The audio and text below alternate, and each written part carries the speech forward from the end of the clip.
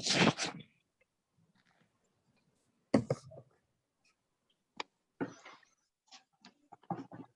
Krishna Prabhu ji.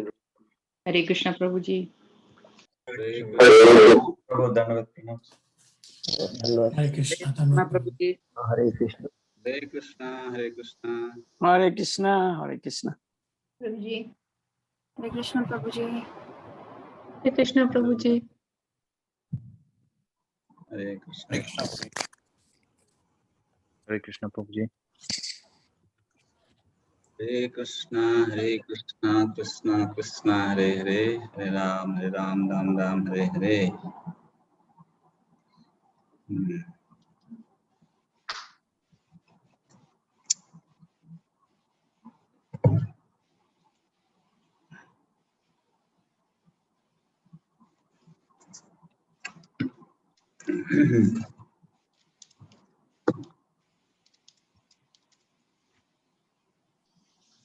Okay, I think we can start now. There's some devotees are missing, and this 31 is group. Okay, I have no information.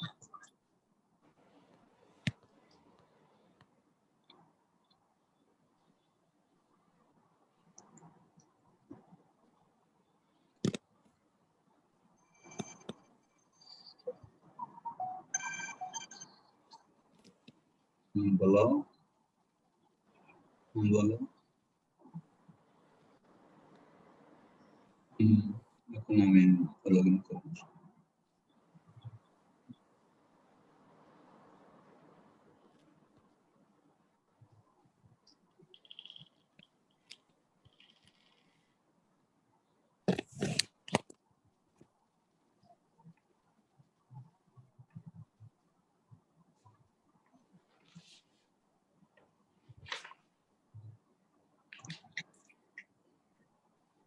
ओम अज्ञानतिमिरन्धस्य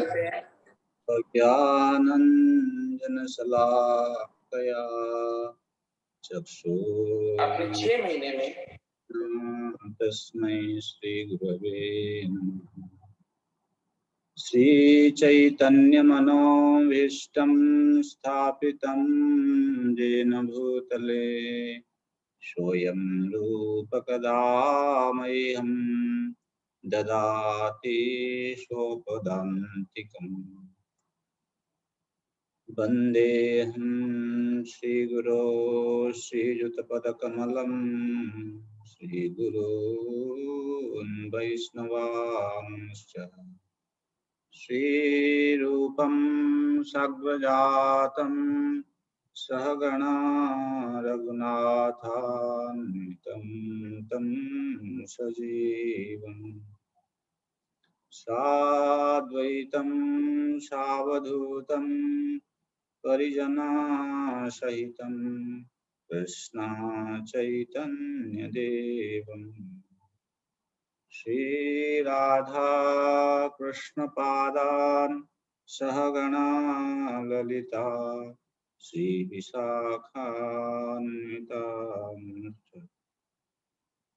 वंशाकल्पतरुभ्यश्च कृपा सिन्धुभ्यैव च पतितानां पावनेभ्यो वैष्णवेभ्यो नमो नमः। मदेकबन्धुमत्सङ्गेन मद्गुरो मन्महाधना अन्निस्तारकमद्भाग्यमदानन्दनमस्तु ते।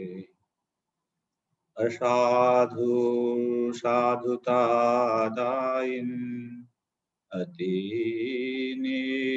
जतारक धाननं च कदाचिन् प्रेम्णायुत्कण्ठय स्फुर।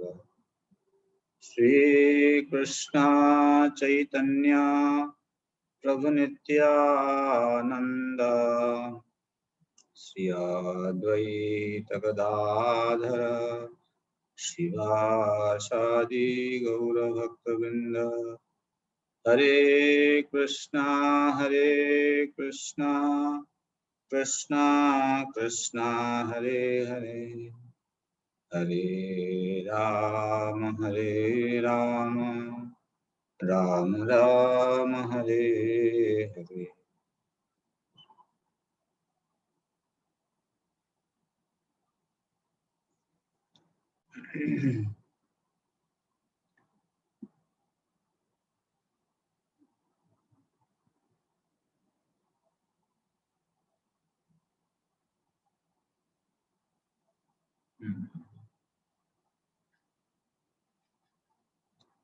Okay, so there is a message here.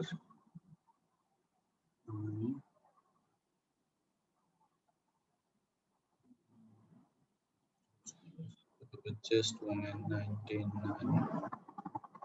17 conversion from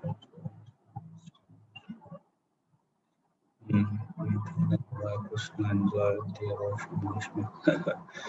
Okay, dear devotees, thank you very much. We are back today. So we will continue from where we had left with our last class. I believe we have completed until text number 36 in chapter 9. Today we are supposed to continue from text number 37, prayers of Vishnudev. And there is a message in the chat box, something we have to discuss from chapter 8, if time permits. Okay, at the end, kindly remind me, then we will see. And the other two points will be covered in today's class. Just listen to the class carefully. Okay, so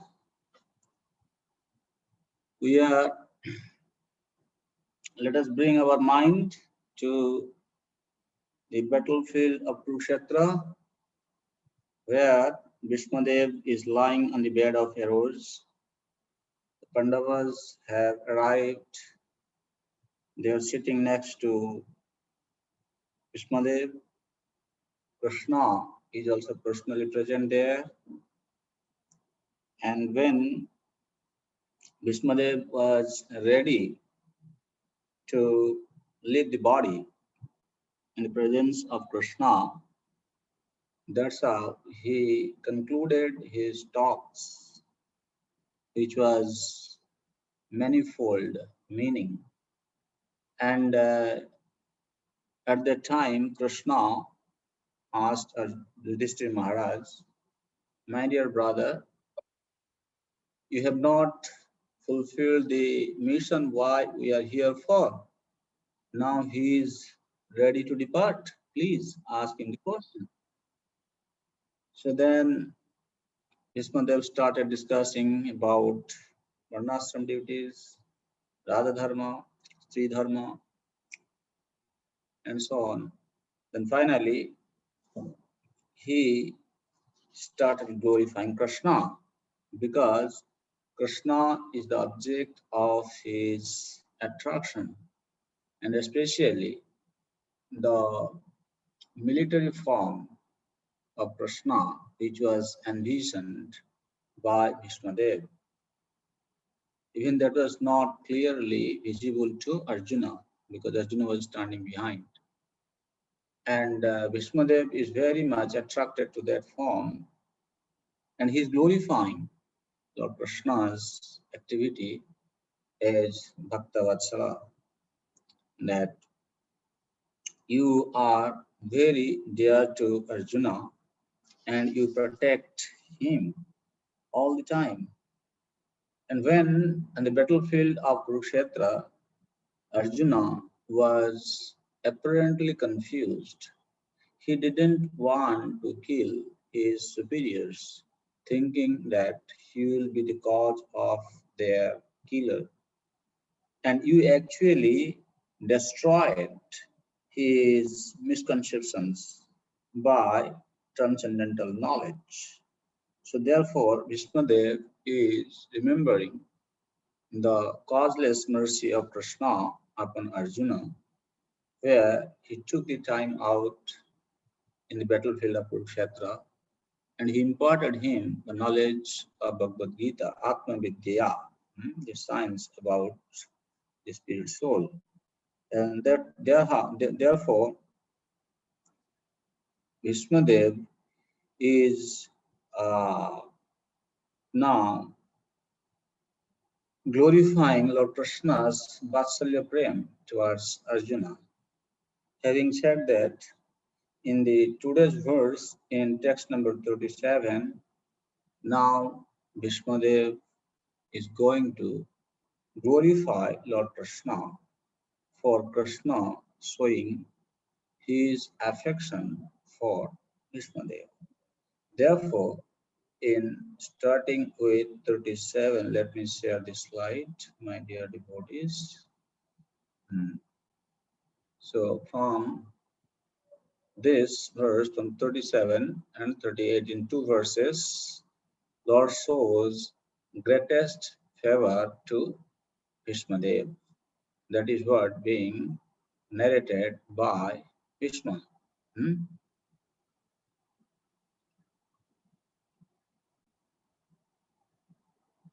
This is text number 37. Let us read the Sanskrit.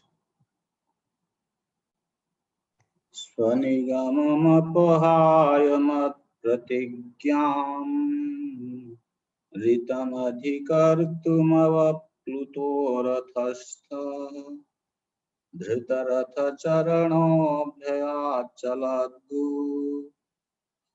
haririvahantumibham gatottariya swanigamam apahaya mat pratigyam ritam adhikar. Bhishmadev is remembering that particular pastime, how Krishna, he actually broke his own promise. He's saying, Mat pratigyam ritam adhikartam. Actually, you wanted to glorify me, fulfill my desire, because you know this famous pastime. Here, Swanigamam apahaya. Swanigamam means his own promise. Actually, before the Kurukshetra battle started, both Arjuna and Duryodhana came to take help from Krishna. So first, one day actually Krishna was resting and Arjuna came, and when he saw Krishna was sleeping, so he sat near his foot. And after some time,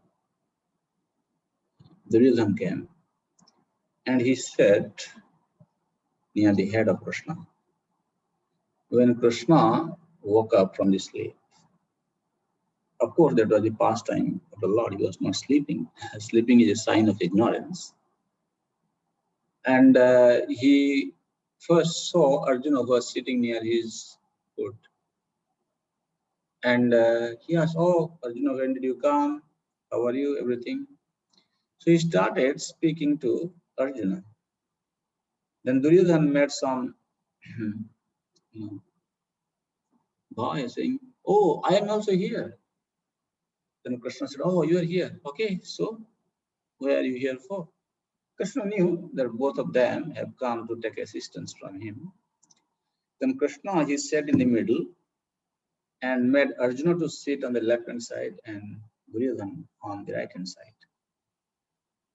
Then, after hearing from them, Krishna told that, okay, both of you have come for help. Now, my rule is, I will be on one side without taking any weapon. I will be acting as an advisor. I'll give you advice. Because I'm not going to fight, I'll not take any weapon. On the other side, I will give my Sena, Narayani Sena.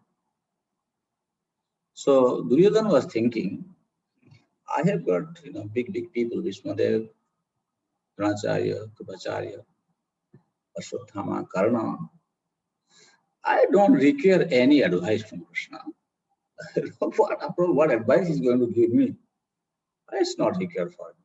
You can understand. This is the mentality of a crooked person who is hunted by demoniac tendencies. So he was thinking, I don't need Krishna. I need his army, because this is battle. Battle means I need army. Be practical. Duryodhana is thinking, what Krishna, one man, is going to do, and he's going to give some advice only without any weapon. But anyway, Krishna told, look, both of you have come. First of all, Arjuna is younger than you, he's saying to Duryodhana. And also he came before you. Because he came first and he is junior to you, he should be given the opportunity first. Duryodhana was thinking, oh my God, if Arjuna takes this Narayani Sena, then I will lose the battle. So anyway, when Krishna told, then Arjuna was asked. Then Arjuna said, I want you. Duryodhana was very happy. Okay, now you want to take Krishna? Take Krishna. Just stay here. As soon as he heard Krishna is saying, I want you, Arjuna said, all right. Now I have the army, Narayana Sena. Then Krishna ordered. So Duryodhana left.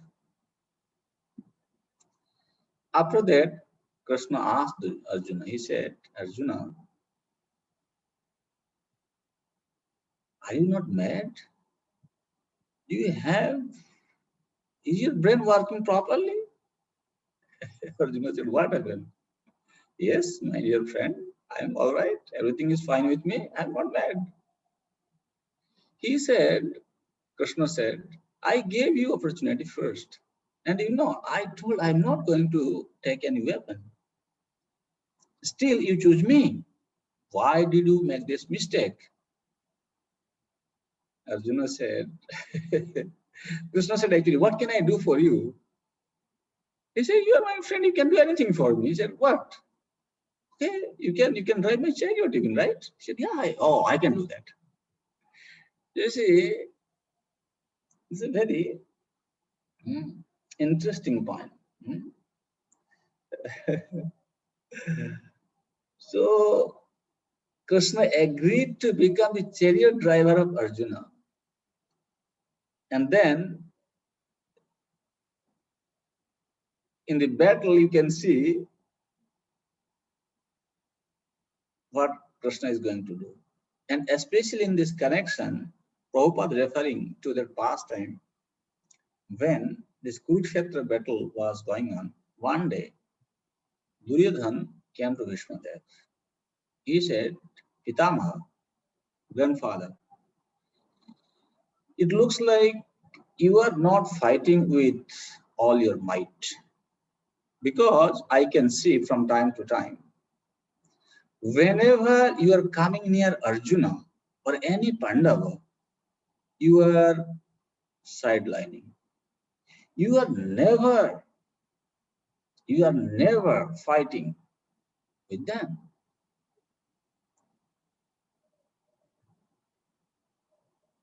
Arjuna Bhishma said, what? I never fight with them? What do you say? So, yes, I can notice it.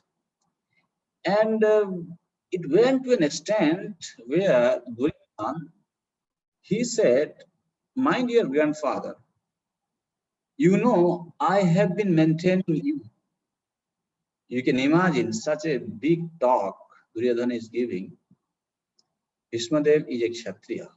How can a Kshatriya tolerate the insult? He said, Duryodhana, what are you talking?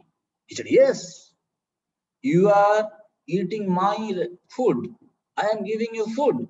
And you still favor Pandavas? You're Arjuna, you still love him, you still care for him, therefore you are not fighting. What do you want? I should lose the battle. There was a kind of verbal argument between Bhishmadev and Duryodhana. Bhishmadev became very upset with Duryodhana.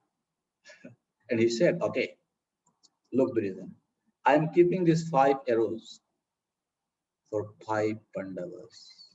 You must know that tomorrow, before sunset, either Krishna is going to take the weapon or they will be killed. Duryodhana became very happy. He said, okay. And then you know how the crooked mentality works. So Duryodhana is thinking, if I keep these arrows with Pitamaha, maybe something may happen because he still loves them and he may make some plan. He thought of taking these arrows with him and he will give it back to Bhishmadev next day when he is going for the battle. So he did that. Bhishmadev said, okay, all right, my dear son, take these arrows with you. Keep it with you. And tomorrow you can give me. So Duryodhana, he took the arrows and went back to his regime. And Krishna, in the evening time, he told Arjuna, Arjuna, let's go to visit Duryodhana today. Arjuna said, what? Why you want to visit him? He said, Arjuna, you remember? One time, Duryodhana had given you the boon and you did not take from him. Today is the right time to ask for the boon. He said, what? He said, you go, give me those 5 arrows. Because when you go, he will tell you definitely, whatever you ask, I will give. So Krishna and Arjuna went to Duryodhana. Duryodhana was very happy to receive them. And then Duryodhana asked Arjuna, he said, Arjuna, my dear brother, where are you here for? Oh, you want compromise? Okay, I am ready to give you the kingdom, no problem. What do you want? Tell me.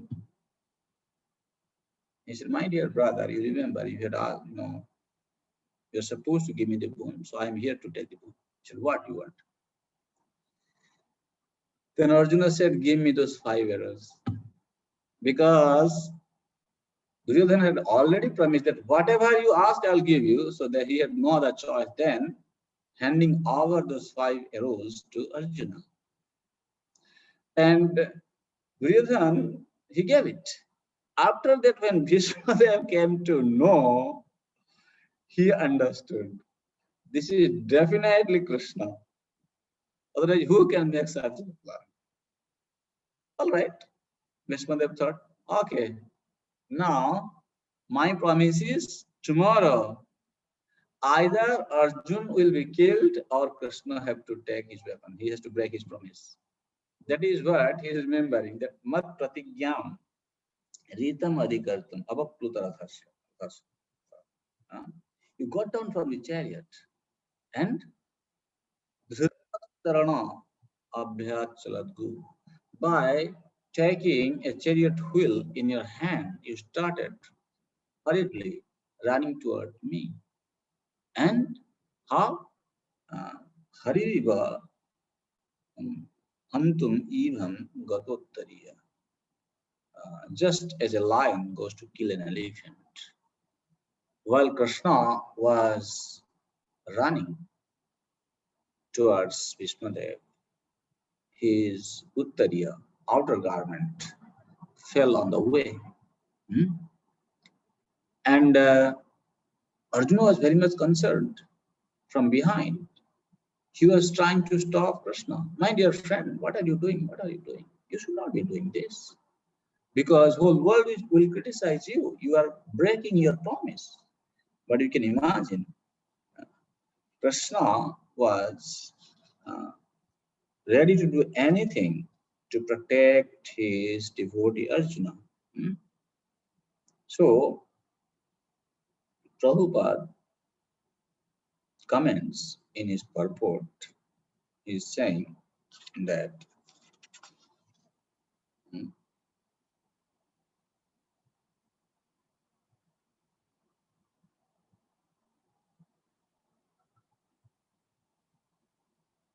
Prabhupada describing the battle between Arjuna and Bhishmadev. Arjuna was almost defeated. The situation was so tense that he was about to be killed by Bhishmadev. The very next moment. Actually, the pastime is like this. When the fighting was going on between Arjuna and Bhishmadev, you know, Bhishmadev is Sahasrani. He can fight with 1,000 soldiers at a time. And he's shooting arrows like torrents of rain, falling on Arjuna. So much Arjuna was trying to kind of just cut the arrows, and he had no time to shoot an arrow to Bhishmadev. Arjuna was, as Prabhupada is saying, he was about to be killed in the next moment. At that time, by watching the tense situation, Krishna, he looked at Arjuna. That how is my friend doing? And he could see Arjuna was sweating like anything. That is the day when Arjuna was sweating so much. And he kind of not tried to take off the sweat from his head. And when Krishna saw this, he could not tolerate. At that time, he just jumped off the chariot and grabbed that chariot wheel and started running towards Vishnudev. And Prabhupada is saying, at that moment, at that time, Lord Krishna wanted to please his devotee, Bhishma, by keeping Bhishma's promise, which was more important than his own. Seemingly, he broke his own promise. So this is what Bhishmadev is remembering, that mat pratigyam ritam adhikartam, to fulfill my desire. You actually wanted to give more, you actually wanted to glorify me. Therefore, you broke your own promise. And which was more important than his own. Seemingly, he broke his own promise. He promised before the beginning of the battle that we have discussed already. Towards the end, Prabhupada is saying,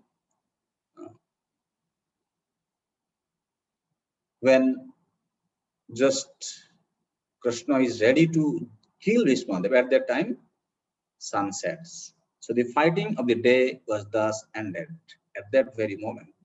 And Arjuna was saved. Of course, there is no possibility of Arjuna's death because the Lord himself was on the chariot. But because Bhishmadev wanted to see Lord Krishna take up some weapon to save his friend, the Lord created this situation, making Arjun's death imminent. He stood before Bhishmadev to show him that his promise was fulfilled and that he had taken out the wheel. Very interesting thing.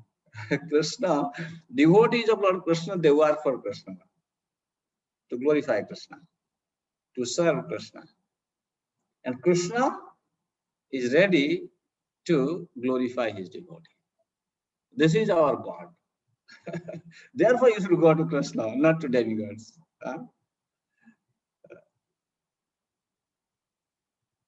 This is Krishna. Prabhupada is writing, actually in his lecture, he is saying, Krishna actually did not break his promise. He did not accept any weapon, but he simply showed Bhishma that I have come to kill you with this wheel of the chariot. Sudarshan Chakra is different. These are the reciprocation. Krishna can do anything for his devotee. So he broke his own promise to prove that Bhishma's promise was more important. His devotee's promise is more important than his. So, in that way, Bhishma is remembering Krishna's affection towards him. Then Bhishma continues.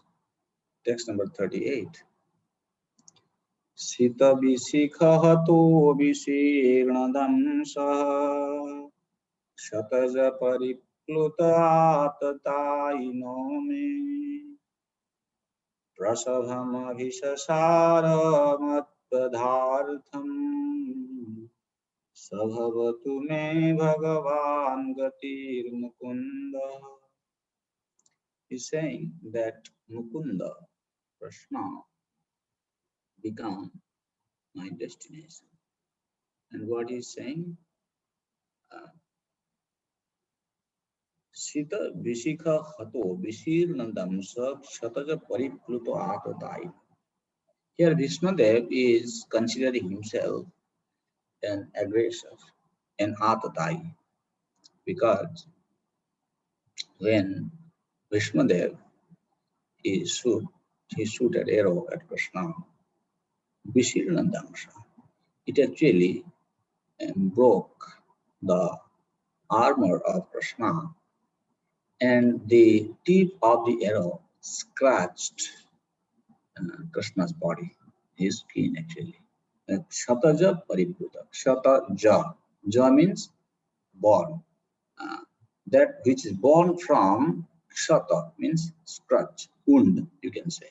Here, wound, or you can say the scratch, because Bhishma Dev is shooting the arrows not to hurt Krishna, but to help Krishna release the rasa of similarly.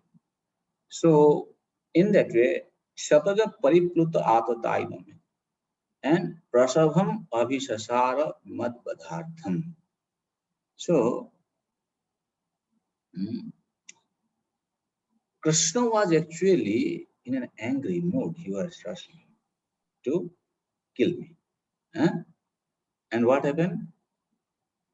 So he's saying that Krishna, may he become the Mukunda, may he become the ultimate destination for myself. So Arjuna is trying to stop him.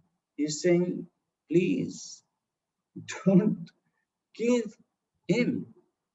Don't go towards Bhishma. But Krishna did not stop, and he's running. Prabhupada is writing in the purport, the dealings of Lord Krishna and Vishnudev on the battlefield of Kurukshetra are interesting because the activities of Lord Sri Krishna appear to be partial to Arjuna and at enmity with Vishnudev.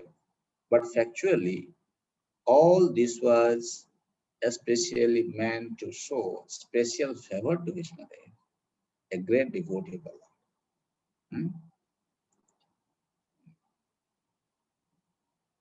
Actually, those who are non-devotees, they cannot understand the activities between the devotee of the Lord and the Lord himself. Here, how come somebody may say that somebody who is wounded by the arrows of the opposite party, it seems like Arjuna, Bhishmadev is in enmity with Krishna. He's shooting the arrows, and Krishna's body is tainted with blood. What kind of relationship is it? What kind of happiness is he driving? This may be bewildering for the non-devotees. Therefore, Prabhupada is saying that Bhishmadev played the part of a valiant warrior and he purposely pierced the body of the Lord so that to the common eyes it appeared that the Lord was wounded. But factually, all this was to bewilder the non-devotees. See, this is the past time. This is to bewilder the non-devotees. In Upanishad, we have heard Asna Viram Suddham Apapa Viddham. So when there is no veins in the Lord's body, how can there be any blood? No. But this is just to bewilder. Prabhupada is speaking, the non-devotees. The all spiritual body cannot be wounded. See? And a devotee cannot become the enemy of the Lord. Had it been so, Bhishmadev would not have desired to have the very same Lord as the ultimate destination of his life. Had Bhishmadev been an enemy of the Lord, Lord Krishna could have annihilated him without even moving. So these are the understandings. But here it is explained in the next part of the purport. Prabhupada is saying, the Lord was so angry that Arjuna checked him when he was moving towards Bhishmadev.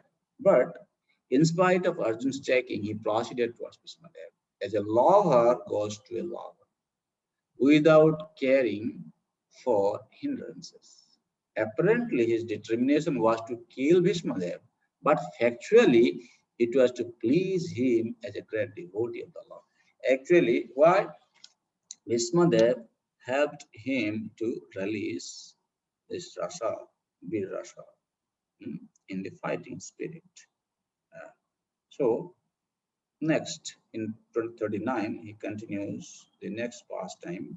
So before we continue, it looks like Madan Mohan Prabhu has some question.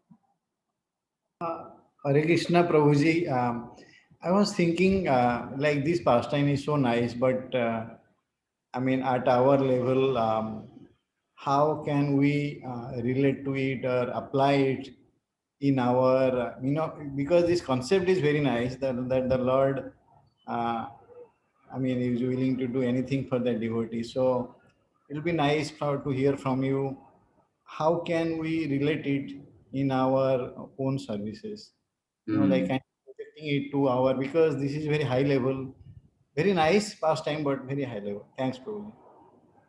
So, very good question, Prabhu.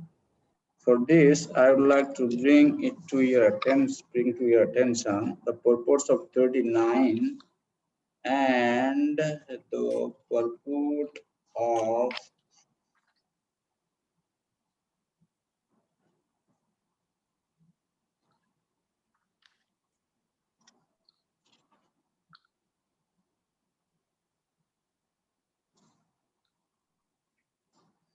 okay, let me first read from 39, then when next we come, 39 and 41. 39 and 41. So very important question, Prabhu, you're asking. What is the application part of what we are hearing? You see, in text number 39, okay, let us read the verse, then we'll continue. Vijaya Ratha Kutumba Tatotre Jitahaya Rashmini Tapshiye Kshaniye Bhagavati Ratirastu Me Mumurso Jamiha Niriksha Hatagata Swarupam.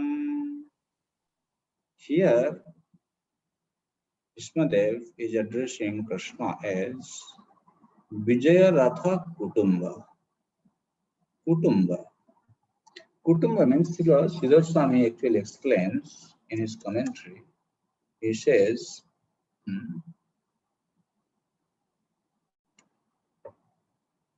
Tad evam anyay api Bhritya Raksha Vyagre Krishna Ratim Asaste. Tad evam anyay api means Krishna is ready to adopt the illegal means he is ready to break the law to just safeguard his devotee. Bhritya Rakshana. Rakshana. Bhritya. Here, his devotee, you can say. Arjuna is devotee. So, like Kutumba word is a very, very interesting word in Sanskrit. In our India, normally the family man is called a Kutumbi, means who has a Kutumba, right? Those who are from India, maybe you know this, called Kutumba. Kutumba means he has his wife, children, immediate family members. They are called the Kutumba. That means just to take care of their needs, the Kutumbi, the head of the family, under whose shelter his dependent members are surviving, he can adopt some illegal means to protect them. If there is some emergency situation, we can say like that. Not that at every time he should kind of just break the law, dharma, and just do it. No. So here you see Krishna, what is doing? Vijaya Ratha Kutumba.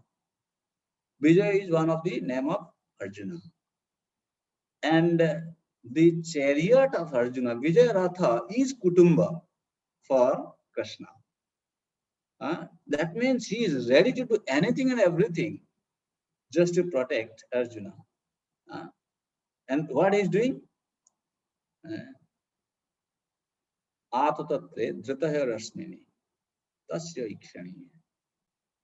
Krishna is holding the bridle on the left hand and the whip on the right hand. And he's trying to kind of, he's making some sound and running the chariot. And he is trying to go here and there. You can imagine when Krishna is driving the chariot, and here it has been said, Vijaya Ratha Kutumba, that means he is very much cautious about protecting Arjuna and Arjuna's chariot. At any cost, he has to protect. Means he is looking up here and there, and he has to drive the chariot in a very expert manner so that neither the horses nor the chariot driver nor Arjuna is hurt by the weapons of the opposite party. And what did Krishna actually do? He has said, Vijaya Ratha Kutumba, the day when Arjuna was fighting with Karna, actually Karna was saving one weapon he had. This is a very interesting kind of episode, that all these big warriors, they had some boons and they had some very convincing weapon with them by the mercy of some demigods that received. So Karna had a weapon which, when it is thrown, it's definitely going to hit the target. So that day, Karna, he invoked that weapon. That is, he invited one Naga called Ashwasena Naga, and it entered into the arrow. Karna, by chanting the mantra, he released the weapon, the arrow. And when it was just about to cut Arjun's throat, it was coming in the same line that definitely is going to cut Arjun's throat. There is no way out. Immediately, Krishna, he hit the chariot with his foot so strongly, the horses, they knelt down. As a result of which, the chariot bent down, and the arrow came and hit the crown of Arjuna, and Arjuna's crown fell off. Krishna, he looked at Arjuna. He said, Arjuna, today you must have been dead. Anyway, this is your defeat in the Mahabharata, that his crown fell off. And Arjuna, Krishna protected, right? Another time, how is the Kutumba? He's adapting some illegal way, you see. Bhurisrava, the day Krishna, Arjuna was fighting with Bhurisrava. Bhurisrava also had a boon from Lord Shiva that anyone he's throwing that club, definitely this person will be dead. But if he is going to throw that club to someone who is not his enemy, the same club will be the cause of his own death. So the day when Arjuna was fighting with Bhurisrava, Krishna was driving chariot so expertly. He did not give any chance to Bhurisrava to target Arjuna. He was not able to fix his target.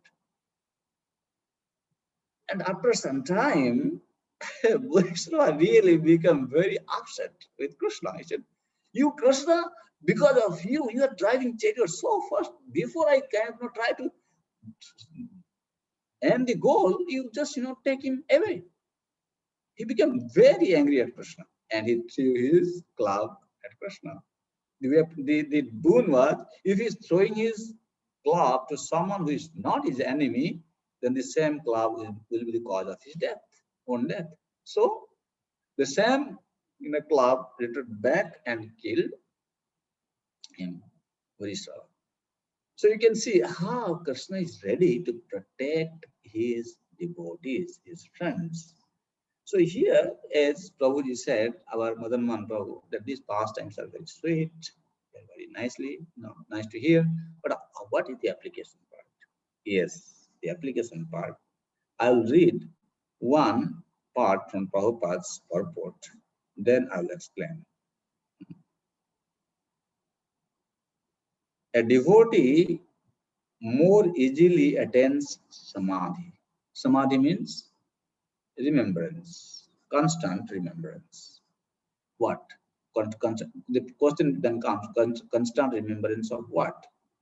A devotee more easily attains samadhi or trance by constantly remembering the Lord's personal feature along with his holy name, fame, pastimes, etc. In ISKCON, sometimes when we have heard that a common answer being given by the devotees when we are chanting what we should meditate, where mind should be focused on. Many times we say chanting means you just focus on Hare Krishna sound vibration. And for some devotees, sometimes it becomes natural. Maybe they're focused on the form of the Lord or some pastimes of the Lord. For example, if you go to text number 41 purport, Prabhupada is kind of speaking on the same line again. So in the great assembly, Lord Sri Krishna, okay. Now the second paragraph I'm reading, in the third paragraph, which starts with, so in the great assembly. I'm reading from 1, 2, 3, 4, 5 lines from the beginning of third paragraph on the right hand side. The sentence begins with, so to meditate on the Supreme Lord is to meditate on the activities, form, pastimes, name and fame of the Lord. That is easier than what is imagined as meditation on the impersonal feature of the Supreme. So here, when Madanman Prabhu, when we are reading these pastimes, not that we are trying to artificially remember something or trying to meditate on it, no. As you continuously go on hearing Srimad Bhagavatam, your taste and appreciation is going to increase for the pastimes of the Supreme Lord. And after some time, it will become spontaneous for you to remember a particular mood, particular activity, pastimes of the Lord, by remembering which you will automatically gain some sort of bliss in yourself. That is how your kind of spiritual destination is going to be revealed in due course. So what we are trying to do here is, as Prabhupada has suggested, is sadhaka, from the beginning you must hear Srimad Bhagavatam. This is good that you are developing some taste and appreciation for such pastime, but as you continuously go on reading and reading, keep on hearing more and more about Krishna's fame, his activities, his pastimes, of course his name, then your mind is having some sort of relishment. This is how your door to the spiritual world is going to be opened through this meditation process. This is our meditation actually. So when you are hearing this, if you develop an appreciation and you are able to relish it, that's a very good sign. But the spontaneous attraction for a particular pastime of the Lord or his activities and so forth will become spontaneous by the mercy of the Supreme Lord. As I was discussing in the last class, Vidhi Marga Rata Jane Swadhinata Ratna. Those who are sincerely following the process of Vidhi Marga. Vidhi Marga means following the rules and regulations of Bhakti. Then what happens? Swadhinata Ratna Jane. Krishna will award them the jewel of independence, by which Raga Marge Karana Pravesh. Thus, Krishna will enable the sadhaka to get an entry into spontaneous devotional service. That is called Raga Bhakti. It will become spontaneous, automatic it will become. So, this is what one of the principles we have been asked to follow as a sadhaka in Krishna consciousness. Nityam Bhagavata Seva. So you read, you hear from the devotees, and you release, you read yourself, and slowly, as you continuously go on, canto after canto, then by Krishna's mercy, you will find yourself some relationship with the Lord. This is what we pray for you. We don't have any, qualification to bless you, but we can pray to the Lord. May Lord bless you so that you can find your own person in Krishna consciousness. Release it. That's good. Thank you very much, bro. Thanks. Very nice answer. Vishnu Rupanuja Prabhu, you want to ask a question?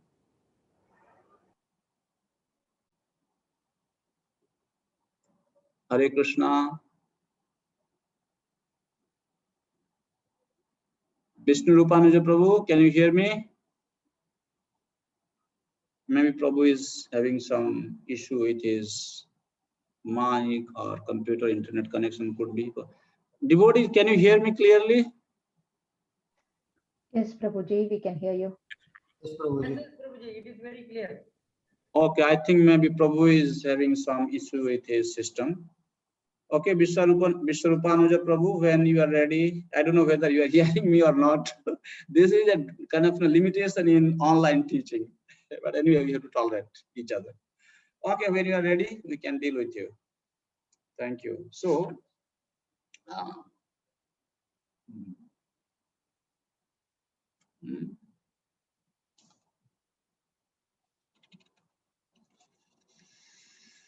29, right? That is Vijayarata Kutumba. Arjun's chariot is the abdication at all risks. This is the meaning of Vijayarata Kutumba. So, Prabhupada is writing in the purport that can somebody read from the last paragraph all the soldiers and persons on the battlefield of Kurukshetra. Read from your book because it's a big one. I didn't put some All the, volunteer. sure. All Yes, the go ahead. soldiers and persons on the battlefield of Kurukshetra attained their original spiritual form like the Lord after their death, because by the causeless mercy of the Lord, they were able to see him face to face on that occasion. The Okay. Khanda, The okay. original spiritual form like the Lord refers to Sarupya Mukti. Okay. Continue, Mataji. The conditioned The souls. the conditioned souls rotating in the evolutionary cycle from the aquatics up to the form of Brahma are all in the form of Maya, or the form obtained by one's own actions and avoided by material nature. The material forms of the conditioned souls are all foreign dresses. And when the conditioned soul becomes liberated from the clutches of material energy, he attains his original form. The impersonalist wants to attain the impersonal Brahman effulgence of the Lord, but that is not at all congenial to the living sparks, parts, and parcels of the Lord. Therefore, Okay. So this is a very important statement Prabhupada is making here. We, the personalists, must identify with such philosophical explanation to complete our journey back home, back to Godhead. Even though impersonalist philosophers they put emphasis on to merging into the effulgence, bodily effulgence of the personality of Godhead, Sadhuja Mukti. But here clearly explained by Prabhupada, the impersonalists want to attain the impersonal Brahman effulgence of the Lord, but that is not at all congenial to the living sparks, parts and parcels of the Lord.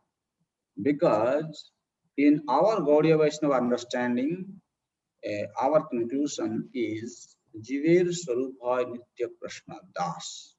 In any situation, a living entity is supposed to be connected with the Lord and serve Him in one of these rasas, so that they can release their relationship with the Lord. That is the problem. That is not congenial. The very fact is that the living entity is supposed to be in his own swarupa and act in the relationship which is favoring his swarupa. Therefore, the impersonalists again fall down and get material forms. If you come across the explanation of some Mayavadis or impersonalists, they will say, no, they don't fall down. But our concept is, no, because it is not congenial with the form of the spirit soul, congenial to the living sparks. Therefore, they will fall down, which are all false to the spirit soul. A spiritual form like the Lord's, either two-handed or four-handed, is attained by the devotees of the Lord, either in Vaikuntha or in Goloka planet, according to the original nature of the soul. It's very, very clear and very strong and enlightening for what Prabhupada is giving. That we are not believer of the fact that after liberation, the soul merges with the Brahman. No, that is not congenial with the spirit soul.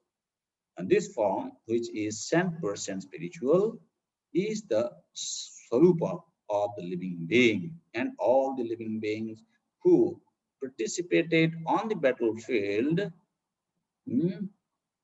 of Kurukshetra on both sides attain their Swarupa as confirmed by Vishnu. So in that way, they all attain to their liberation. Whoever left their body in the battlefield of Kurukshetra. The next, Lalita Gati Vilasa Valguhasa Pranaya Nirikshana Kalpito Rumana Kritamanu Kritavatya Unmadandha Prakriti magan kilajasya go bhavadva. Now, Krishnadev is glorifying the love of the gopis for Krishna. Glorifies gopis. Kritam anukritavatyunmadandha prakritim agan kilajasya go bhavadva. This is a very interesting point. He is referring to the Ras Lila pastimes of Krishna. When Krishna, you all know that Krishna disappeared from the Ras Lila, and the gopis, they were searching for Krishna,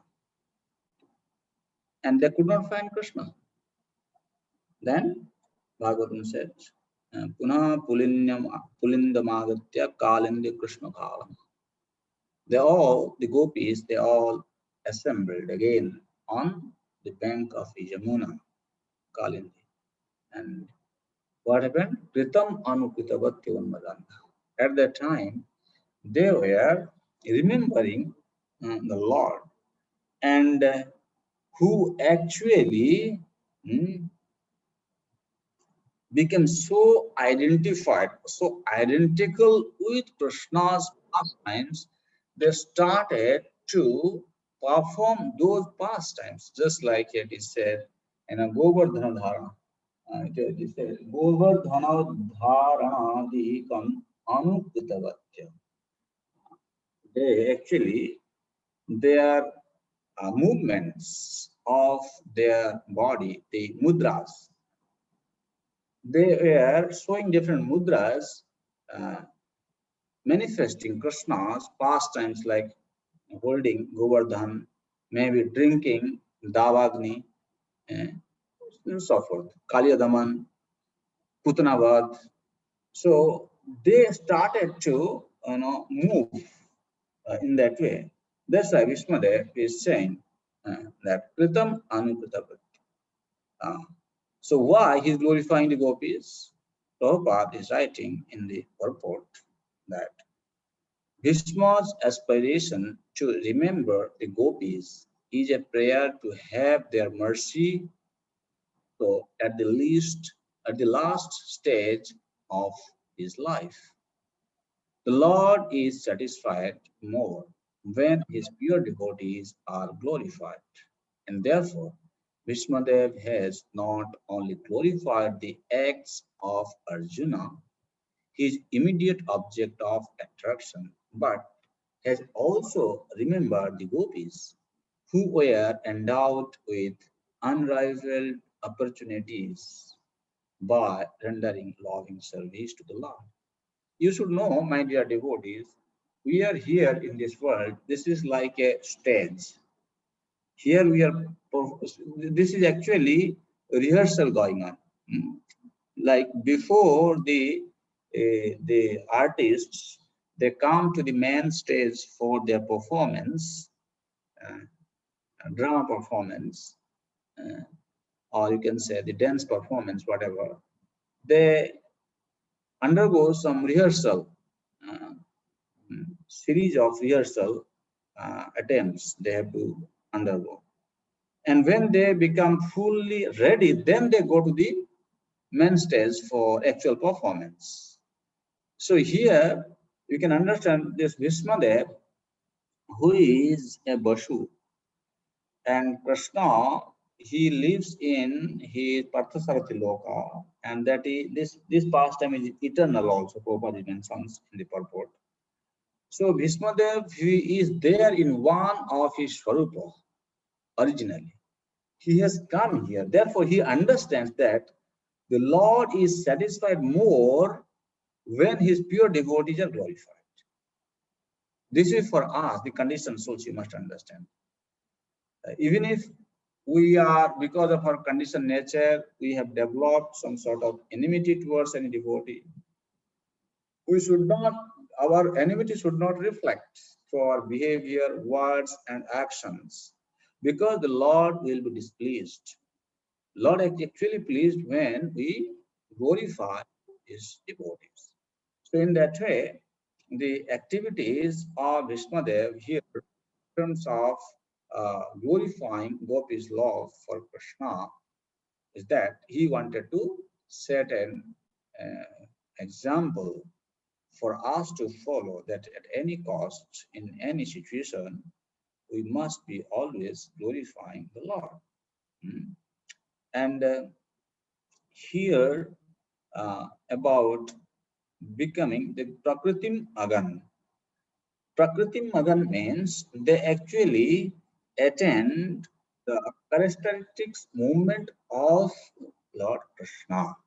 This is very interesting point.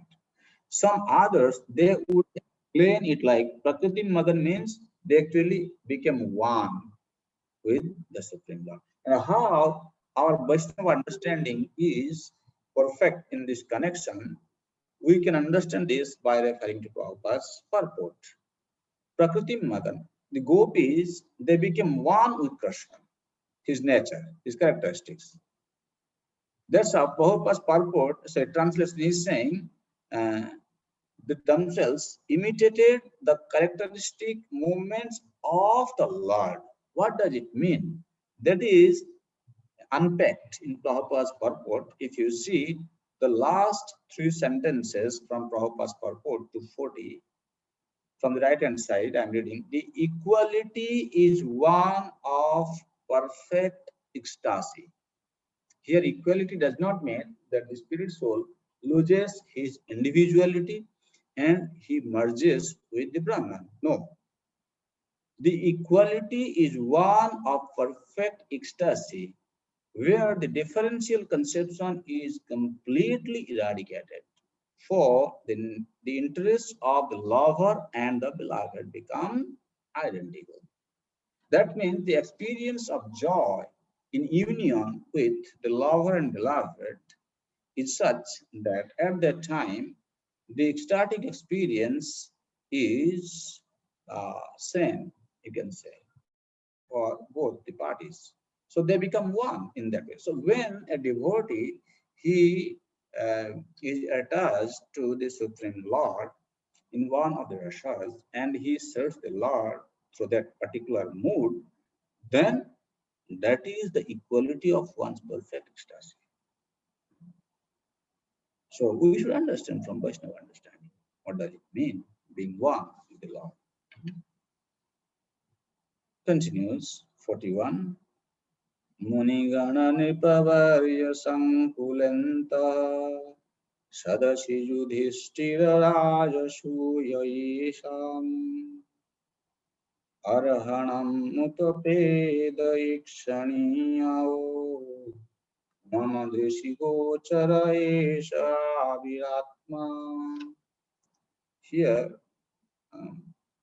Bhishmadev is referring to that pastime when Krishna came to the Rashtriya Yajna of Yudhishthira. After Yudhishthira Maharaj, he won the kingdom. Actually, he won the battle. Then, before becoming the Ekachhatrapati Samrat, the emperor of the world, Prabhupada explaining the system is, he released a horse, then it went on touring around the world.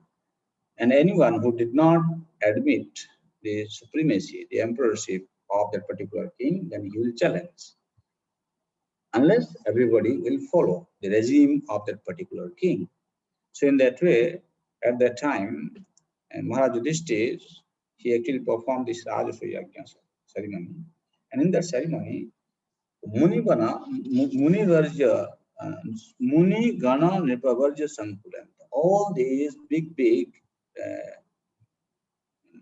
rishis, munis, and the kings, they all came there. And they all agreed to worship Lord Krishna. The system of Rashtriya Yajna is, in the beginning, the topmost person should be worshipped. Even though Maharaj Yudhishthira is going to be the king, but he did not consider himself as the topmost person. But at that time, when the discussion started, who is the topmost person here should be worshipped? Then Sahadev. who was the son of Jarasandha. He said Krishna should be worshipped. Krishna is the supreme. Of course, Bhismadev also knew, and he supported. So that's what he's saying. He is the object of worship. That same person, Mama Drishi Gochara is Abhiratma. He is personally standing before me right now. The same person. The Lord is non-different from his transcendental activities. Prabhupada writing in the purport. In the it is indicated also in this sloka that Lord Sri Krishna, while actually present before human society, especially in connection with the battle of Kurukshetra, was accepted as the greatest personality of the time. Although he might not have been recognized as the supreme personality of Godhead, the propaganda that a very great man is worshipped as God after his death is misleading, because a man after his death cannot be made into God, nor can the personality of Godhead be a human being, even when he is personally present. Both ideas are misconceptions. The idea of anthropomorphism cannot be applicable in the case of Lord Krishna. Finally, the last prayer by Vishnudev.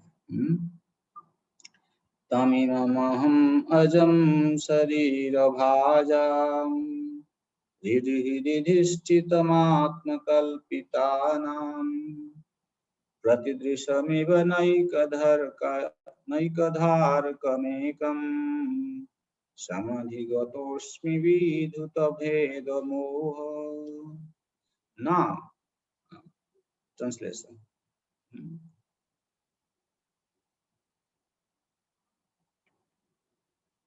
Now, I can meditate with full concentration upon that one Lord Sri Krishna, now present before me, because now I have transcended the misconceptions of duality in regard to his presence in everyone's heart, even in the heart of the mental speculators.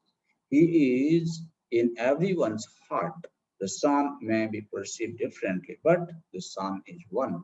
So here, the point have been made by Vishmadev is that Vidhuta Veda Moha. Now I am freed from the misconceptions of duality.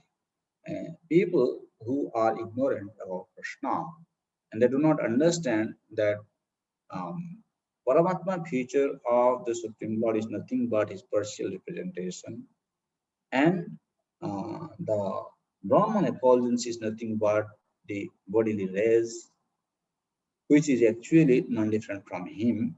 They find duality in Brahman and the Bhagavan Tattva. But Vishmadev is saying, now all these misconceptions are totally eradicated in me. In his personal feature, Krishna is both Parthasarathi and Shyamasundara or Vrindavan. But in his impersonal feature, he is neither in the Brahmajyoti nor in Paramatma. Great Mahatmas like Vishmadev realize all these different features of Lord Sri Krishna, and therefore they worship Lord Krishna, knowing him as the origin of all features.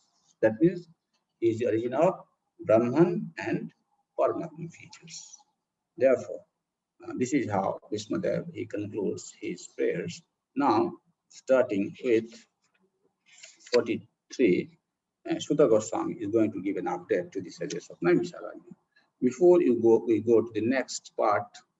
Jai Manohar Prabhu, you want to ask a question? Hare Krishna Prabhuji, yes. It's on the verse 41 in the purport. Prabhupada mentions that the defeated kings would have to sacrifice their life. So can you elaborate that point? Like,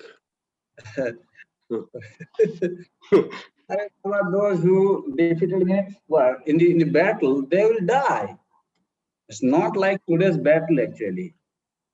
So there here, was if you, no surrender. Like after they realize that this side is powerful than them, they can surrender also. May not no, always. no. Actually, you should know that the kings, Kshatriyas are very egoistic in nature. When they go to the battle, either they will win the battle or they will die. You know this famous story Prabhupada used to say, what is Jaswant Sen? He went for the battle.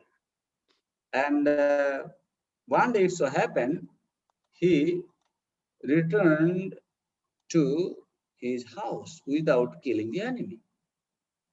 And when he came back to his house, he is calling his wife, open the gate, open the door for me. And the wife says, who is this? He said, Jaswant Singh. He said, no, you cannot be. He said, why? Either Jaswant Singh will be dead or he will be victorious in the battle. Who are you? You are a cheater. Ek Kshatrani, the wife of a Kshatriya is telling like this. So because we don't know the spirit of a Kshatriya, because nowadays everything is kind of polluted in the Kali Yuga. So defeat means another king will come, means defeat means he is dead. He's going out for battle means he will either win the battle or he will die. Only these two consequences. There's no question of compromising there or no. If they know the power in the beginning, they will compromise. They will not go for the fight.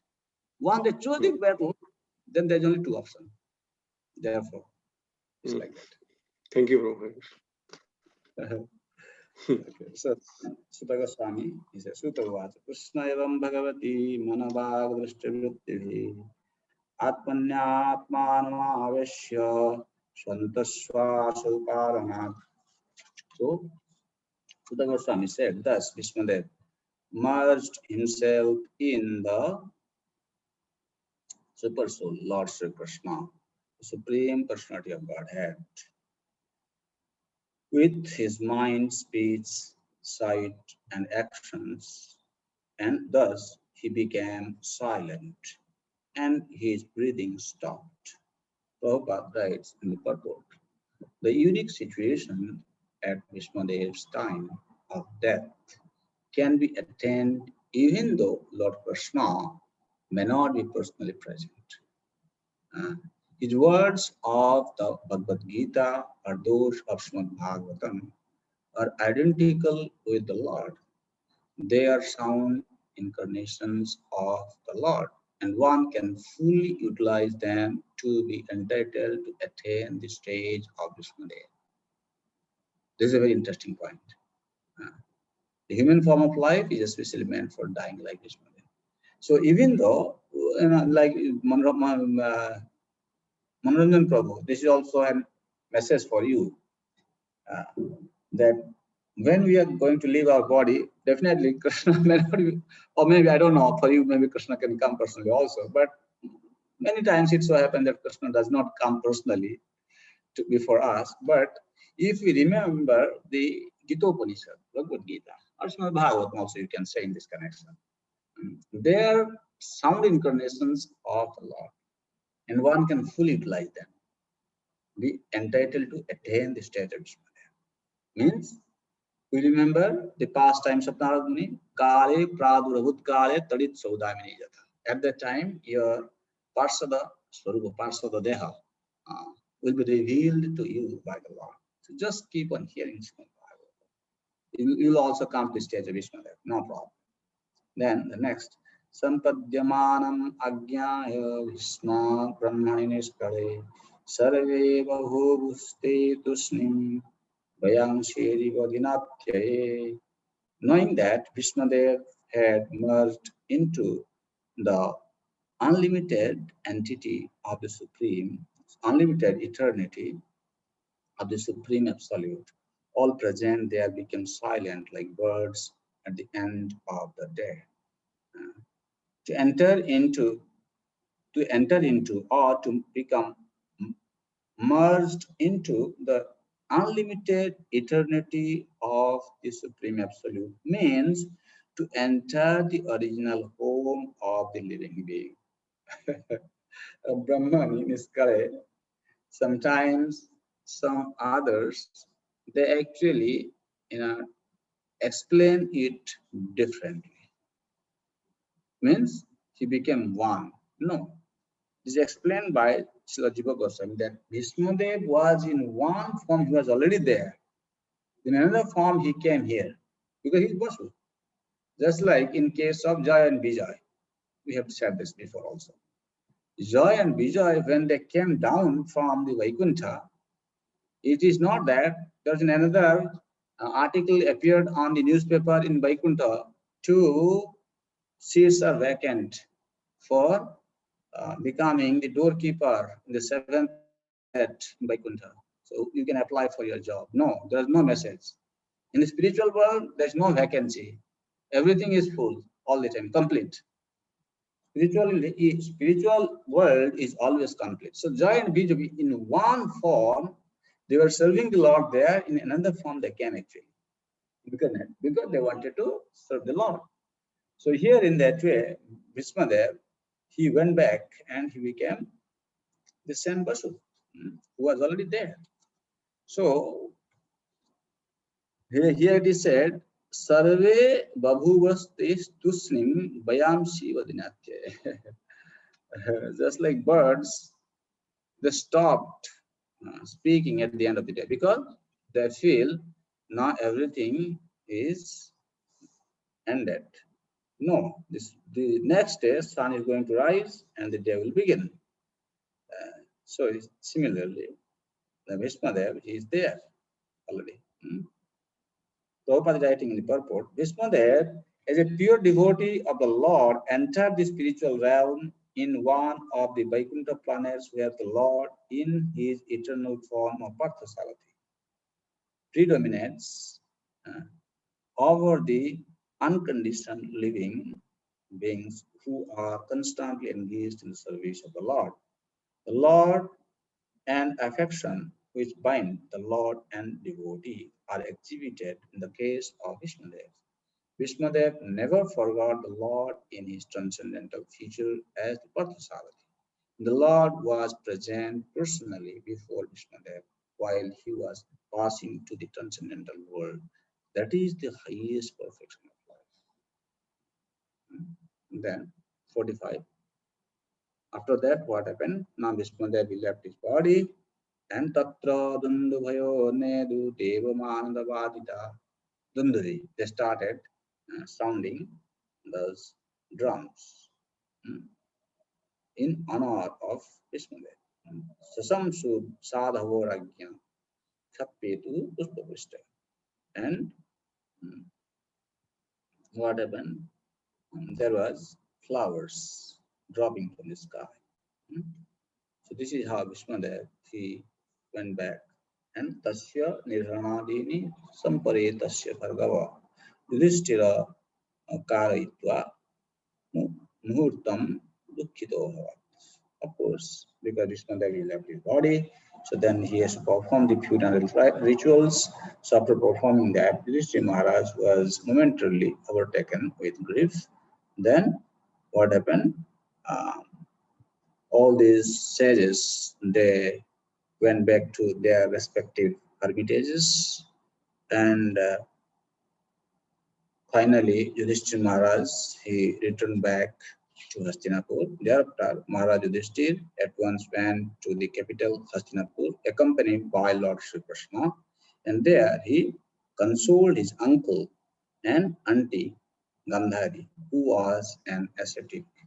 Then finally, under the guidance, the order of Maharaj Dhritarashtra, actually King Dhritarashtra, he became the king of Hastinapur. Therefore, said Pitra Sanumato Raja. Here, Pitra means Dhritarashtra.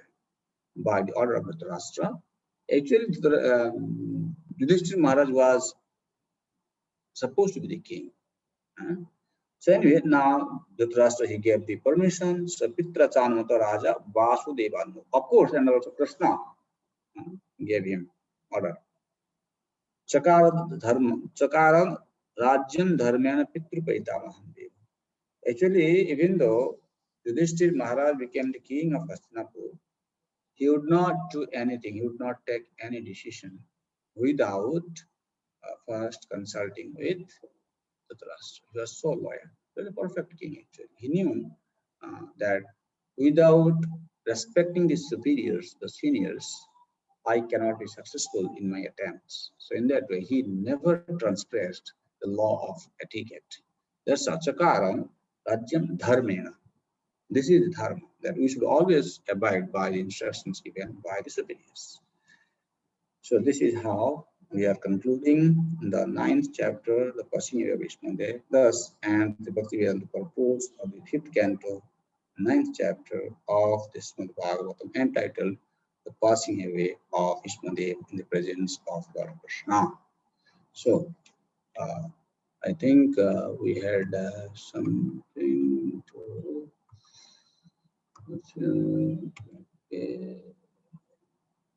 Okay, so before we conclude our session for today, any particular question or comment, my dear devotee, may have?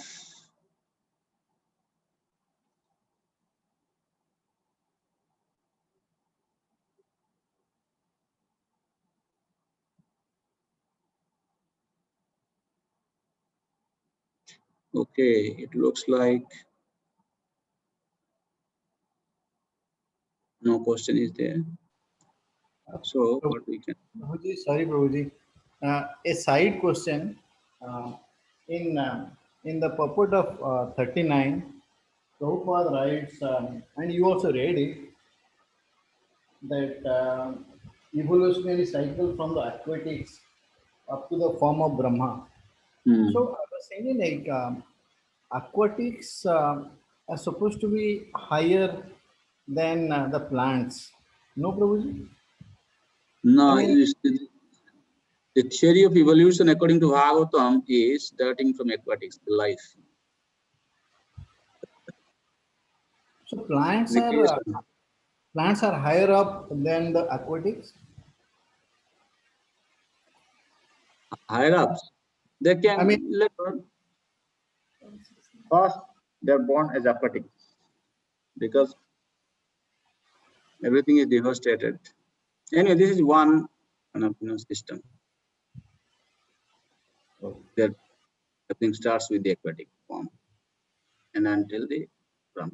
Or another explanation is like say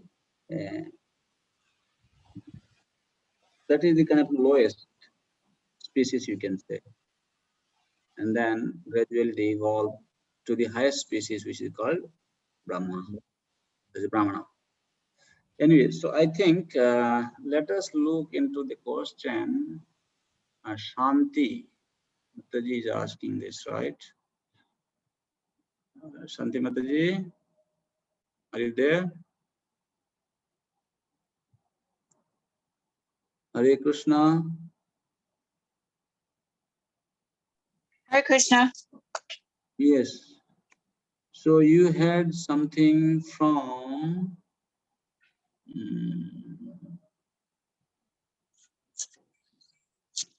the first, you said 8:17. Yes, Prabhu. So chapter 8:17. Describe the nature of a chaste devotee.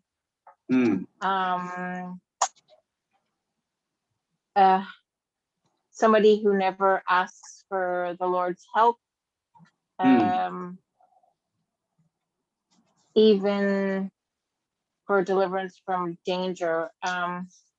Isn't that kind of opposite to what we talk about a lot about when we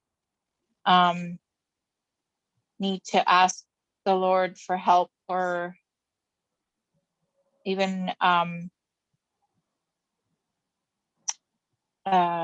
from the beginning of the Bhagavad Gita, when it talks about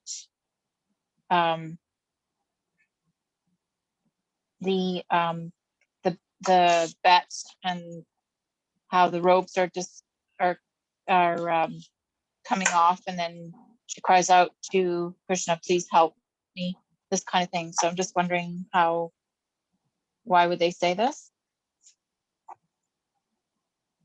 Okay. you should know that there are different levels of devotion practiced by the devotees in different platforms.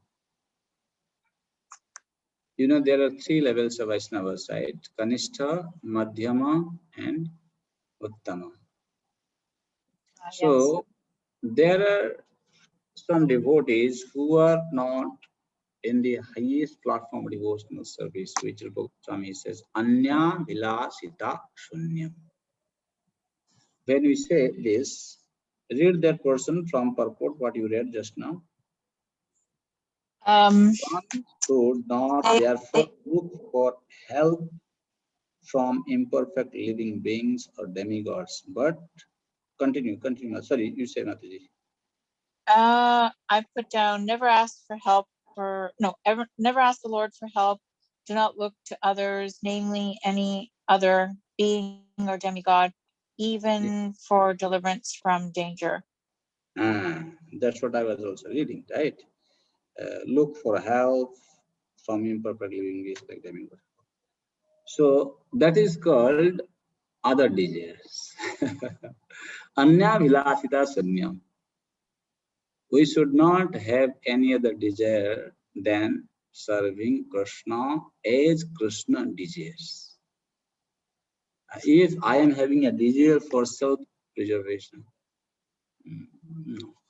But in that connection also, if in a death-threatening situation, momentarily a devotee, without actually thinking, if it comes out from his mouth, oh my dear Lord, please protect me. Okay, still he can be accepted as pure devotee. But he never attempts to beg help, even for liberation. Right? He is not anxious. And that is the sign of pure devotion. Because he is completely dependent on the mercy of the Supreme Lord. Yoga Kshemam Bhamyam. It's a very high state of Krishna consciousness, though. When Krishna says he protects whatever the devotee has, actually this is Krishna's duty. So, no, therefore, who will not become a devotee of Krishna after understanding Krishna? Krishna is so dear to his devotees, just like, I'm giving an example. You are going to a park with your small child. The child, you are in the park, you are sitting in one place, you gave a ball, you gave another toy, you gave another toy to the baby, and you are just sitting there watching. And at the end, when the time comes to return home, the boy is not even paying any attention that you have given a toy, 3 toys and 1 ball, so many things you have given for to play. But the baby starts running. Okay, you say, my dear boy, let's go to home. He just, forgets about everything and he's just running out. And what do? Because you know that this is my son's toy. He will ask me for next time, or I have to use it for next time. So what are you doing? When the baby is running towards home, you are going and collecting the toy at the same time. You ensure that baby is not jumping on the street to face with some kind of an accident with the car coming and all. You are at the same time very cautious about getting the toy and protecting the baby to bring home back home. Lord's affection is also same for his devotees. He actually takes care of his devotees' needs. That is his duty. That is what Lord is actually when he falls in love with a devotee. And what kind of devotee? The devotee knows nothing but the Supreme Lord. This is the kind of highest perfection in Krishna consciousness. Never mind if we are not in that position currently, but if we practice and remain anxious, or we can remain dependent on the mercy of the Supreme Lord, one day he may qualify us to come to this platform so that we will be completely dependent on him, and he will release the transcendental mellow of devotional service.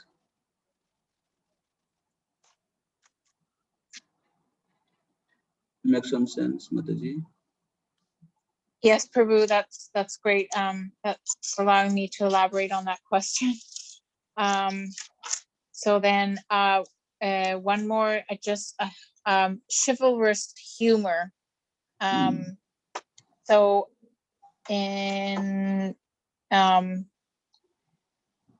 ideology of the Kshatriya and Bhishma's relationship with the Lord, could you elaborate a little bit on chivalrous honor? You see, That's from, I think we just covered it, but I just want to get, it's to do with the rasa of humor with the just Lord. now, you see, in the material world, those Kshatriyas who fought the battle, not in Kali Yuga, I would say, Satya, Treta, Dwapar, this is the rasa actually, that they will either die in the battle or they will win the battle. Okay.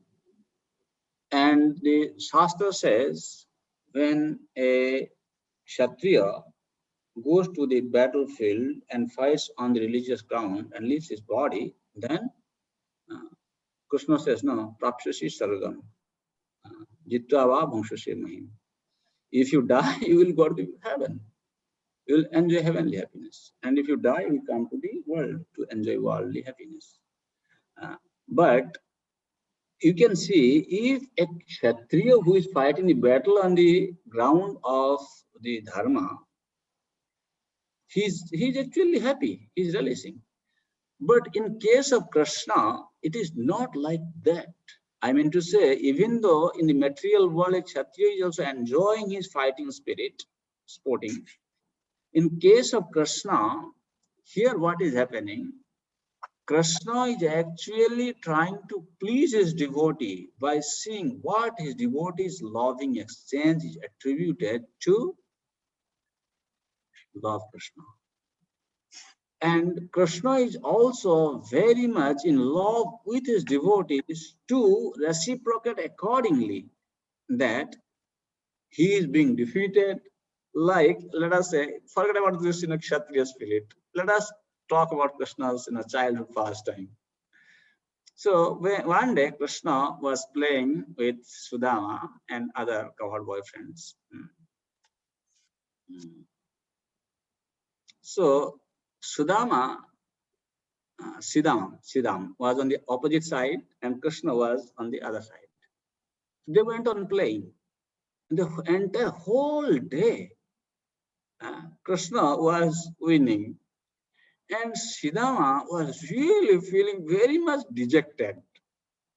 And Krishna could see that Sidama is not happy. Then last round, actually Krishna was saying, oh, let's go back home. Sidama said, no, we have to go for one more round.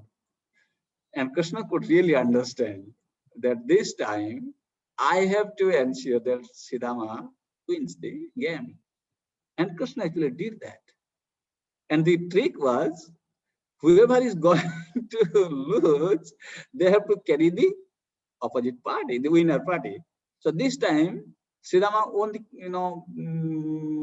game. So Krishna had to carry Sridhama on his shoulder. Ubaho Krishna Bhagavan Siddhamanam Paradita. Vrishabha Bhadra Senastu Pralamba Rohini Sutta. Bhagavatam said. So what kind of love, what kind of relishment Krishna is having to carry his dear devotee on his shoulder? Who can explain this? Or I can say, a father who is carrying his son on his shoulder, what kind of happiness that father is getting, a sonless father will never be able to understand that happiness. I mean to say, definitely Krishna is relishing this humor of this chivalrous humor when he's fighting the battle, because Krishna exchanges 7 rasas with his devotees, 7 gauna, secondary, and 5 primary rehearsals. The Severus humor is one of the 7 secondary rehearsals and Prashant releases definitely. Does it make any sense, Mataji? Yes, Prabhu, thank you so much.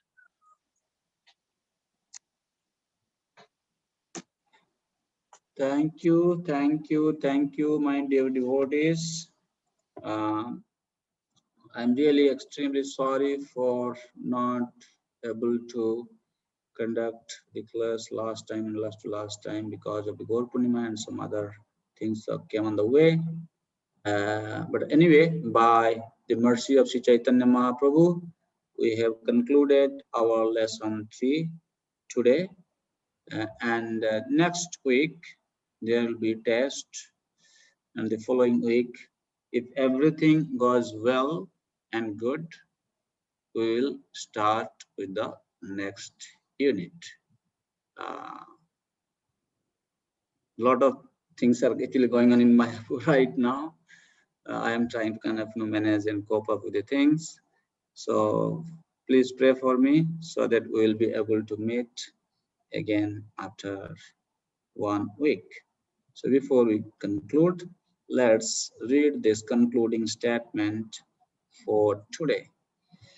Somebody can read this. In the Bhagavata, you will find everything politics, sociology, religion, culture, philosophy, science, everything you will find. It is not simply dogmatic. Some miracles, no, it is not like that. It is a great science.